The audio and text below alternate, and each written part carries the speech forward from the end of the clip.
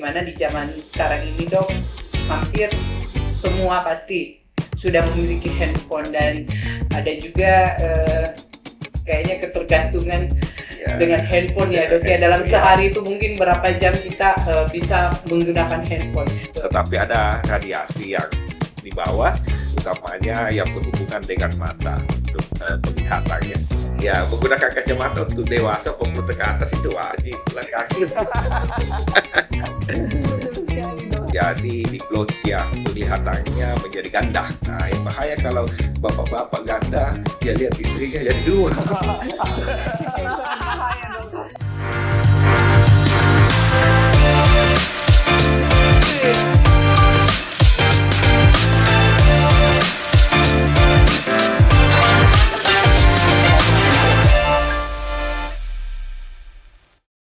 Assalamualaikum warahmatullahi wabarakatuh. Salam LB sehat, salam Sipak Kabaji. Baiklah pemirsa, pada podcast kali ini kita akan membahas tentang bahaya radiasi handphone pada mata. Dan di studio telah hadir bersama kita Bapak Dr. Darwis Matka, MKes, SPM, yang akan memberikan kita informasi dan edukasi terkait bahaya radiasi handphone pada mata dan seperti apa kira-kira cara kita untuk mencegah, dan apabila telah terkena radiasi pengobatannya seperti apa. Dan baik, sebelum kita bincang-bincang dengan beliau, kita akan menyapa terlebih dahulu. Assalamualaikum warahmatullahi wabarakatuh dok. Waalaikumsalam warahmatullahi wabarakatuh. Apa kabar ini dok pada hari ini? Alhamdulillah sehat, sekalipun siang masih tetap semangat. Luar biasa ya dok ya, walaupun siang tetap semangat pagi ya. Dan kami mengucapkan terima kasih banyak dok di antara kesibukannya meluangkan waktu bersama-sama kita di studio, dan insya Allah beberapa menit ke depan kita akan memberikan informasi tentunya kepada para pemirsa di rumah terkait bahaya radiasi handphone pada mata. Ini tentu satu topik yang cukup menarik, di mana di zaman sekarang ini dok, hampir semua pasti sudah memiliki handphone dan ada juga kayaknya ketergantungan dengan handphone ya dok ya. Dalam sehari itu mungkin berapa jam kita bisa menggunakan handphone. Dan pertanyaan pertama ini dok, benar ada radiasi pada handphone yang sangat berpengaruh buruk pada mata dok? Makasih ya. Jadi ya, handphone ini di zaman sekarang merupakan suatu kebutuhan. Kenapa saya katakan suatu kebutuhan? Betul dok. Karena biasa orang pagi sarapan saja kita lupa sarapan, tapi tidak pernah lupa untuk harus bawa handphone ke kantor, ke sekolah, atau kemana saja. Jadi informasi sangat penting. Dan sesuai dengan statistik bahwa Indonesia itu di antara seluruh dunia peringkat kelima terbanyak menggunakan handphone, Peringkat kelima ya dok ya? Ya, utamanya smartphone. Kemudian dalam satu jam mungkin kita bisa rasakan bahwa pasti berapa kali kita melirik selalu melihat handphone ya. Jadi handphone menyebabkan sebetulnya kalau mau bicara tentang efek positifnya, kita semua sudah tahu bahwa alat komunikasi yang paling fleksibel, yang paling komunikatif, yang paling kecil, dan yang paling tetapi ada radiasi yang di bawah, utamanya yang berhubungan dengan mata untuk penglihatannya. Jadi radiasi mulai dari infrared, sinar merah sampai ke sinar biru.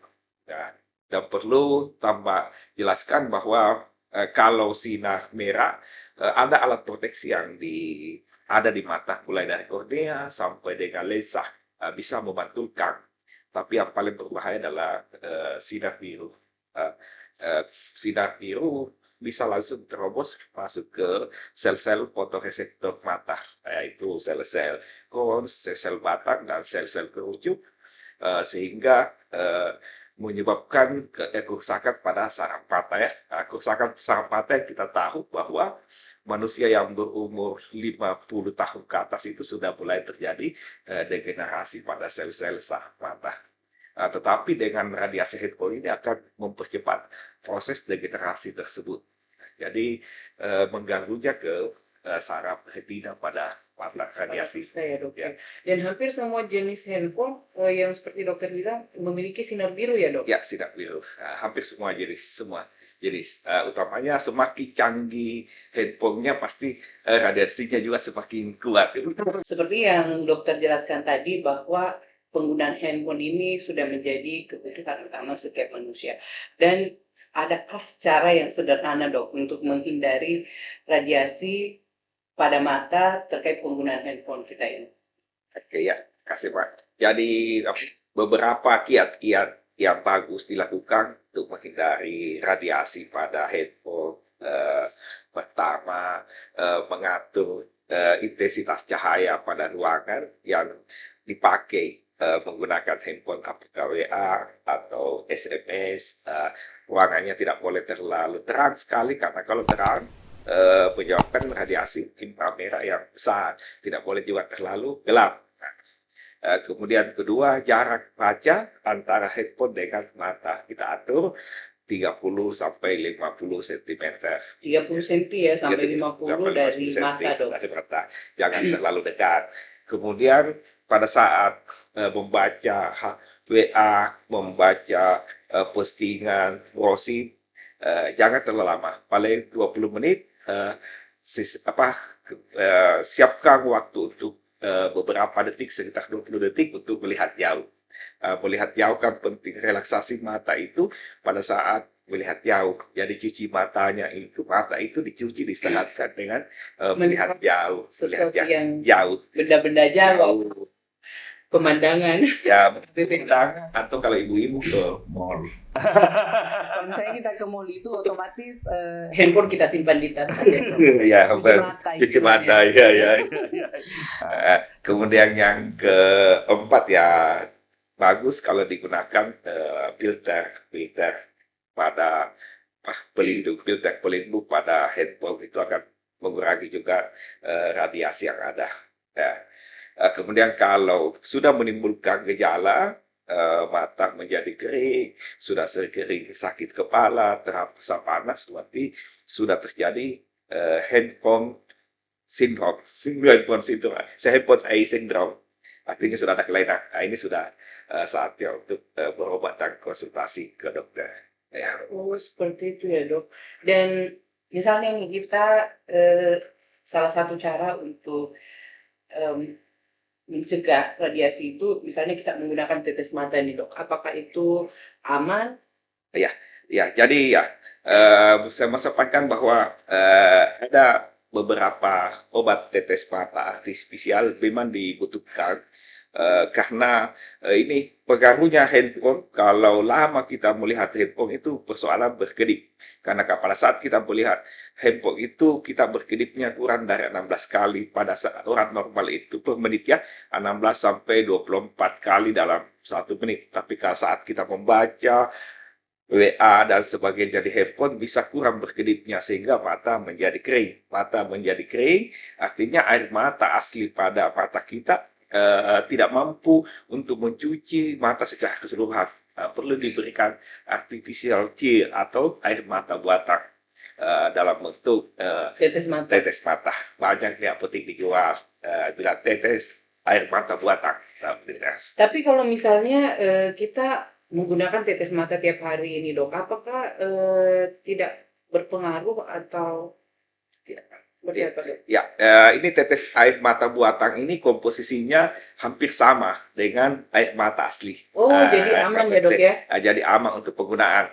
Jadi sebetulnya keluar air mata itu atau menangis itu kejadian normal dan sebaiknya juga memang ya sering-sering juga keluar air mata untuk mata menjadi sehat supaya semua permukaan mata basah. Jadi menangis itu bagus. Ya, kalau tidak pernah menangis juga mata jadi kering. Saya baru tahu itu, dok. Kalau menangis juga bagus buat mata. Lanjut, dok. Kira-kira bagaimana kita mengetahui secara sederhana bahwa mata kita itu telah terdampak radiasi? Oh ya, jadi secara sederhana bahwa ada dampak pada mata sudah dampak. Yang pertama biasa muncul adalah mata terasa kering. kalau kita berkedip sudah mulai kering. Kemudian kedua biasa muncul pegal-pegal sekitar mata sampai tegang ke leher. Dan kalau sudah mencapai tahapan yang sudah berat, penglihatan sudah mulai kabur-kabur untuk melihat jauh. Untuk melihat jauh sudah terjadi myope sindrom karena handphone. Ya, Oh, itu itu tanda-tanda awalnya ya, Dok, pada ya? awalnya. Dan kapan kira-kira seseorang ini memutuskan bahwa ini sudah tidak bisa nih dibiarkan, saya harus ke Ya, dokter? ya. Jadi ya pada saat misalnya kering itu masih bisa bukannya diobati sendiri dengan memakai artificial tears atau air mata buatan yang dibeli di apotek. Tetapi kalau sudah menggunakan air mata buatan masih tetap begitu tidak berubah, masih sudah mulai tegang, penglihatan sudah menurun, ya itu harus ke dokter secepatnya. Sudah harus ada penanganan lebih lanjut. Jangan sampai sudah ada gangguan pada retina atau pada kornea mata yang diakibatkan oleh radiasi tadi. Jadi itu akibatnya apabila berlarut-larut, Dok, sudah merasakan bahwa ini kayaknya saya kena radiasi tapi tidak segera ke dokter, itu akibatnya ya, Dok, ya? Ya, itu akibatnya. Ya, kalau ya tidak segera ke dokter, yang paling berbahaya adalah penurunan penglihatan atau miope. Nah, kemudian itu juga bisa menjadi diplopia, penglihatannya menjadi ganda. Nah, yang bahaya kalau bapak-bapak ganda, dia lihat istrinya jadi dua. Itu yang sangat bahaya, Dok. Sangat bahaya itu kalau sudah melihat istrinya jadi dua, itu bahaya sekali tuh, Dok. Oh, itu bisa terjadi ya, Ya, Dok, Dok, Jadi ya? itu terjadi. Apabila Ya, radiasi ya, mata ya. terkena radiasi, Saya terlihat terus-menerus tidak ada penanganan. iya, tidak ada Melihat penanganan, dia kelihatan menganggap ganda. ini biasa saja ini. Padahal sebenarnya ini sudah harus segera ditangani ya, Dok, ya? Ya, ya. Nah, yang paling berbahaya kalau mengendarai kendaraan. Nah, Oh, dilihat kendaraan di depan, jadi dua. jadi dua. Oh, iya, seperti itu ya, Dok. Ya. Iya, berangkat ke kantor lihat, ih kenapa istri saya jadi dua ya? Mana? Saya pamit yang bagian mana ini? Jadi bagaimana ini, Dok? Apakah radiasi ini bisa menyebabkan kanker? Ya, ya, ya. Jadi ya dari referensi dan dari pengalaman kami sebagai dokter mata ya hampir belum ada ditemukan radiasi menyebabkan pada kanker baik pada kornea maupun sel-sel pada mata. Yang terbanyak sampai pada tahapan-tahapan itu Itu menjadi miope, penglihatan menjadi menjadi ganda. dua, Ya, menjadi ganda. menjadi ganda. Oh. Ya. Terus sekarang kan handphone segala usia nih, Dok. Mulai dari mungkin 1 tahun itu kadang orang tua sudah memberikan, pokoknya 1 tahun itu yang jelas dia sudah bisa duduk. Biasanya kan salah satunya cara untuk membuat anak-anak itu tenang, memberikan mereka handphone untuk menonton di YouTube atau apapun itu. Kira-kira menurut yang dokter lihat selama ini pasien yang ditangani, apakah lebih banyak anak-anak, Dok, atau orang dewasa? Ya, kalau yang saya tangani pengalaman lebih banyak pada anak-anak. Karena kebiasaan ibu-ibu supaya anaknya tidak rewel, Ya, biarkan anak-anak pakai game. saya bilang tadi, salah satu cara untuk menenangkan anak-anak itu ya dengan memberikan mereka handphone, eh, membiarkan mereka berinteraksi lama dengan handphone, Dok. Ya. Ini sekarang kan saya lihat ada perubahan perilaku ya.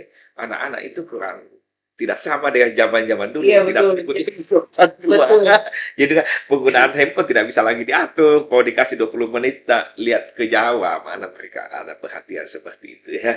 Biasanya usia yang paling banyak itu yang untuk anak-anak itu berapa, Dok? Ya, 6 sampai 12 tahun gitu ya. Berarti yang TK sampai SD ya, TK yang sampai SD. paling banyak Yang paling dokter suka diatur. dimarahi juga pasti menangis, Dok. Jadi ini kembali lagi kepada para orang tua agar supaya kita memberikan batas waktu kepada anak-anak kita dalam menggunakan handphone. Mungkin seperti itu ya, Dok, ya. Ya. Untuk salah satu ikhtiar kita pencegahan Ya, agar pencegahan. supaya anak-anak yang masih umur masih kecil itu bisa terhindar radiasi. Ya. Karena untuk kedepannya pasti berpengaruh ya, Dok, ya. Ya, pasti berpengaruh. Pasti berpengaruh ke penglihatan. iya, penglihatan. Bisa-bisa mereka masih kecil sudah memakai kacamata ya, Dok, ya. Kacamata ya, dia menjadi miope ya. Oh, Ya, seperti rambut itu ya. jauh. Lanjut dok, jika terkena penyakit yang disebutkan di atas radiasi, prosedur pemeriksaan dan tindakan apa saja yang biasa dokter lakukan? Ya, jadi prosedur pemeriksaan tentunya kita periksa mulai dari kornea, lensanya di dalam, sampai melakukan pemeriksaan fluoroskopi untuk melihat sel-sel saraf. Ya. Nah, tapi pada orang yang masih muda, anak-anak biasanya kelainannya pada miop, rabu jauh. Ini polanya, makanya sekarang banyak sekali anak-anak yang mesti menggunakan kacamata dibandingkan dulu karena itu pola handphone karena mereka terbiasa melihat dekat selalu. Padahal yang kita harapkan dia bisa melihat handphone itu minimal sekali jaraknya 30 sampai 50 cm cm ya. dengan pencahayaan yang Kita bagus. percaya yang ustaz handphonenya menggunakan anti radiasi.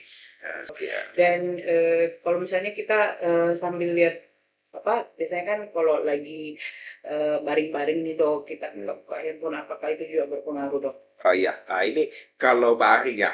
Kalau baring kan sudah menjadi ya sejak pelajaran kita sekolah di SD kan sudah disampaikan jangan membaca pada saat baring ya.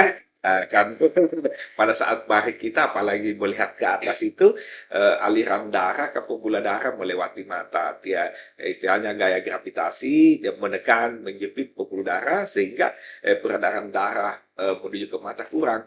Kemudian kita paksa lagi membaca atau melihat kebutuhan energinya besar kayak mau itu selang bensinnya dijepit ya sehingga Sudah menjadi kebiasaan juga dok, handphone itu, nonton di handphone itu jadi pengantar tidur biasanya.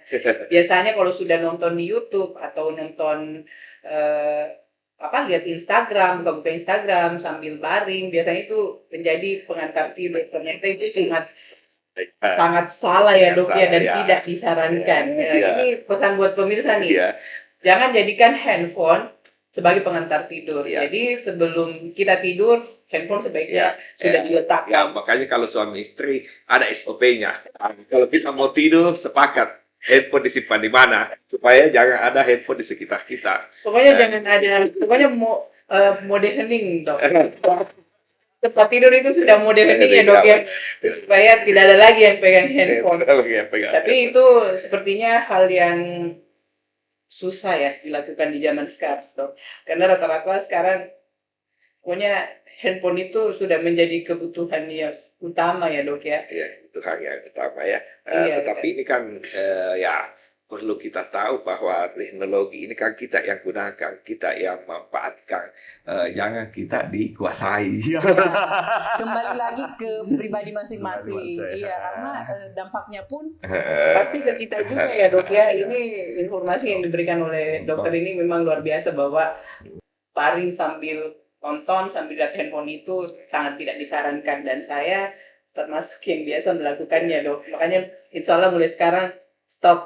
Ya, kan kita standar kalau kita saya dokter praktek itu pasti pada saat berhadapan dengan pasien, tapi saya simpan di laci, silent atau simpan di laci karena ini menyangkut perilaku selain tidak sopan juga. Iya, betul, Sambil betul ya. sekali dok. Ya. Terus dok, pasien yang dokter tangani yang paling parah karena radiasi handphone itu seperti apa dok? Ya, saya pernah sering dapat yang sampai diplopia penglihatannya menjadi ganda. Oh yang paling itu penglihatannya jadi ganda ya Ganda dok. kalau Itu dia- umur berapa dok? Rata-rata remaja berumur 12 sampai 16 tahun. Nah, 16 ya. Ini mereka ya mungkin berarti SMP, usia-usia Iya, SMP ya, SMP, SMA. SD, SMP dan SMA kelihatan ganda. Dan kalau ditanya-tanya biasa menggunakan handphone terus menerus sampai 3-4 jam terus menerus ya. Karena main game dok. Betul sekali. Memang karena pengaruh main gamenya itu mereka jadi keasikan dan mereka tidak pernah istirahat. Betul yang kata dokter bilang, sampai 3 jam itu mereka tidak pernah istirahatkan mata mereka, tangan mereka, sampai pegal-pegal main game ya dok ya. Ya itu yang paling berat. Tetapi yang paling banyak datang karena mata kering. mata kering. Kasus yang paling banyak karena penggunaan handphone datang ke dokter dengan mata kering. Matanya selalu perih, tidak nyaman kalau berkedip. Nah, itu tanda-tanda mata kering. Artinya air mata yang ada di dalam matanya tidak sanggup untuk memberikan lubrikasi istilahnya kepada seluruh permukaan mata.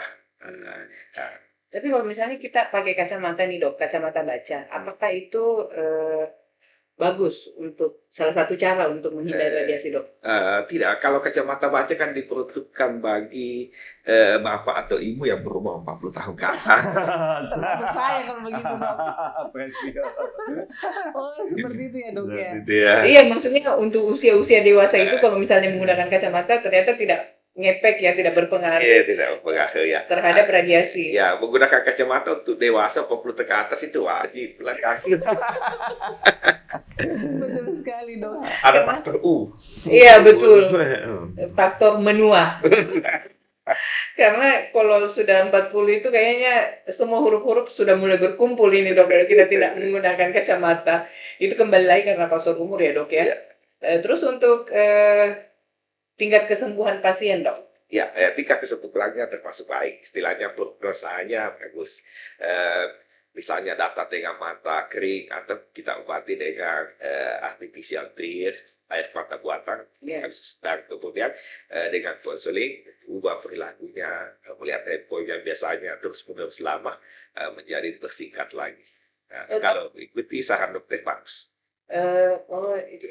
Terus itu yang penglihatannya ganda dok? Ya, penglihatannya ganda, kita obati beberapa obat, kita kasih berikan air mata buatan dengan diistirahat dulu menggunakan handphone dalam beberapa hari dan beberapa minggu kembali. Nah itu hal yang susah kalau kita handphonenya disita dok.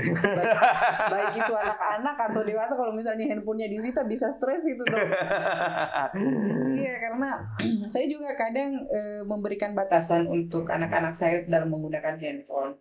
Jadi ada jam-jam tertentu yang memang saya sudah ambil handphonenya dok sebelum dia tidur. Iya, walaupun tidak boleh bawa handphone. Iya, itu hanya yang penting-penting saja. Iya dok. Pokoknya kembali lagi bagaimana kita, kalau khusus untuk anak-anak, bagaimana kita memberikan pendekatan kepada anak-anak Edukasi ya. Iya, bahwa bahaya apabila kita selalu menggunakan handphone. Dan tentunya dengan di podcast ini semakin jelas apa yang telah dokter sampaikan terkait bahayanya handphone yang bisa mengakibatkan radiasi dan kerusakan pada mata. Pada mata ya dok ya. Terakhir dok, kira-kira makanan apa yang bagus dikonsumsi untuk kesehatan mata? Ya, jadi secara keseluruhan makanan yang dibutuhkan tentunya adalah nutrisi mata itu banyak membutuhkan karotin dan vitamin A ya. Kalau yang berasal dari sayur yang berwarna hijau, wortel, itu. Ya, tetapi sebetulnya paling bagus pada usia yang muda. Kalau usia sudah tua, terjadi penurunan saraf ya. Jadi semakin muda ini pola perilaku anak-anak ini makan kan jarang anak-anak saya di rumah dulu malas makan sayur, terutama sayur hijau. Iya, betul dong. Karena kecanggihan zaman juga dok, sekarang kan banyak yang cepat saji. Jadi anak-anak ya paling mereka sukanya yang begitu. Kalau sayur-sayuran hijau nanti dipaksa dok. Sayur bening ya. Ya kalau sayur bening bisa dok. Padahal sebenarnya yang kayak brokoli, wortel itu kan sangat bagus ya dok ya. Untuk mata. Ya. Tadi kan dokter bilang ini yang masih usia-usia muda nih. Terus kalau untuk orang dewasa? Ya sama, orang dewasa hanya untuk mempengaruhi yang paling bagus usia muda. Kalau dewasa ya sudah menua. Semuanya sudah tua ya. Ya cukup menarik pembahasan kita hari ini bersama Bapak Dr. Darwis Maka. Beliau adalah dokter spesialis mata di Rumah Sakit Umum Daerah Labuan Bajo. Dan terima kasih banyak dok informasi yang disampaikan kepada kita semua, kepada para pemirsa di rumah atau dimanapun berada, bahwa handphone itu memang sangat berbahaya terhadap mata kita. Jadi marilah bersama-sama kita menjaga kesehatan mata kita dengan cara, salah satunya dengan cara mengkonsumsi makanan yang hijau-hijau, terus wortel juga, dan sebaiknya untuk penggunaan handphone kita batasi. Ya mungkin seperti itu ya Dok ya. Dan baiklah pemirsa, demikianlah podcast kita pada hari ini. Terima kasih atas perhatiannya. Assalamualaikum warahmatullahi wabarakatuh.